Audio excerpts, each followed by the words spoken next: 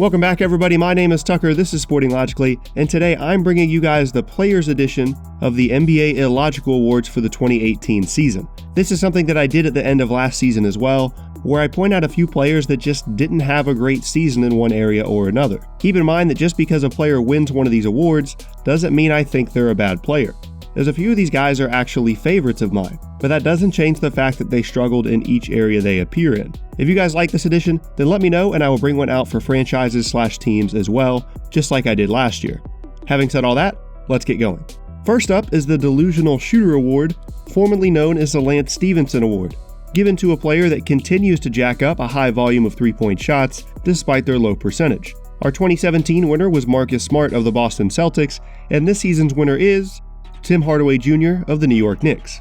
The 4-year $71 million contract that Hardaway signed with the Knicks was met with a lot of criticism this past offseason, as many people simply didn't think he was worth that much. Playing in 57 games and seeing more time on the floor than any other point in his career, Hardaway actually put up career highs in a number of box score categories. Unfortunately for him, that didn't translate to three-point accuracy.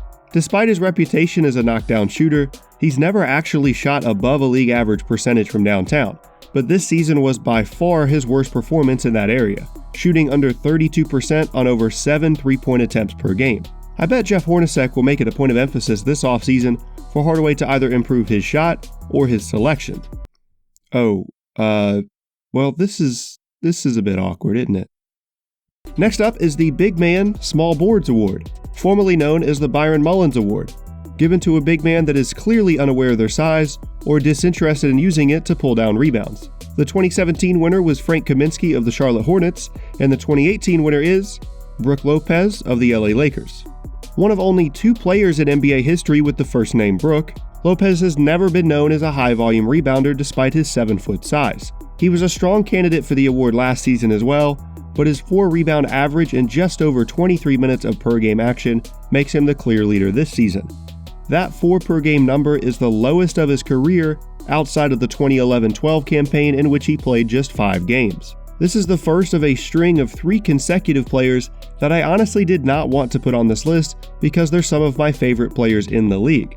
Big shout out to Lopez for being the Nets' all-time leading scorer in franchise history, but his and the next 2 players' numbers forced me to do so anyway. Moving along, we have the Walking Turnover Award, formerly known as the Emmanuel Mudiay Award.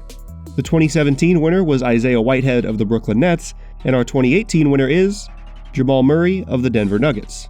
I've been a fan of Jamal Murray's game since his time at Kentucky, and he's shown excellent growth this season and nearly dragged the Nuggets into the playoffs in their play-in game versus the Timberwolves with a number of great offensive plays down the stretch. But unfortunately, the numbers don't lie. Among qualified players that are listed as point guards, Murray has the worst assist-to-turnover ratio in the league, coughing it up over twice a game while only contributing a little over 3 dimes per game. Now, I know there are players at other positions that have a worse number in this category, and you could argue that Murray is more of a combo guard than a point guard. But just to keep it consistent all the way around, I'm going to let the numbers and listed positions decide this one, which means that as the point guard with the worst assist-to-turnover ratio in the league, Jamal Murray is this season's winner of the Walking Turnover Award. Next, we have the Bucket Chucker Award, formerly known as the J.R. Smith Poor Shooting Percentage Award, given to the most inefficient, high-volume shot taker in the league. The 2017 winner was Andrew Harrison of the Memphis Grizzlies, and the 2018 winner is Dennis Smith Jr. of the Dallas Mavericks. I really hate myself for this one. I have met Dennis Smith. I've watched him play in person multiple times in high school since his sophomore season at Trinity High in Fayetteville, North Carolina, as well as during his one season at my alma mater, NC State. I still have high expectations for his game as it continues to develop, but when looking into players that took a high volume of shots this season with a low field goal percentage, Smith was at the top of the list. Obviously, the Mavs had more than their fair share of struggles this season, and without much talent around him, Smith was forced to create a lot of offense just 2 years removed from high school and in his first NBA season, which led to a lot of tough and questionable shots. There were certainly other contenders for this award. Melo, you just missed the cut, bud. But with his combination of shot attempts and sub-40 field goal percentage, I had no choice but to make Smith this season's winner of the Bucket Chucker Award. And that is it for this season's Players Edition of the NBA Illogical Awards. Like I said, if you guys enjoy the video, then be sure to let me know, and I would love to come out with a franchise/team edition as well. If you'd be interested in that video or others just like this, then be sure to subscribe to Sporting Logically for more content every single week.